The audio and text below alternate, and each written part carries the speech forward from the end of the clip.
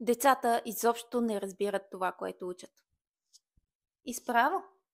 Сериозно. Кога за последно някой обясни на едно 10-годишно дете защо изобщо съществуват дробите? Не кога някой е решил да ги използва, не как се смята с дроби, а защо изобщо съществуват.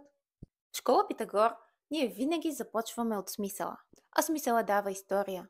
Чрез смисъла разбираме за приложението. Смисъла прави едно нещо магично. Какво общо има геометрията с ритъма ли? О, много! А какво общо има триъгълникът с музиката?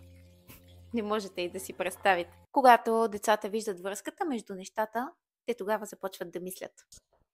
И ако се чудите защо в школа Питагор пишем с шифри, или защо изчисляваме числови редици, или може би защо разглеждаме числата на Древния Египет и древните май, елате при нас в Академия Кит. Ще ви разкажем.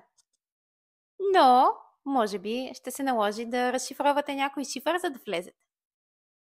Шегувам се. Хайде, очакваме ви!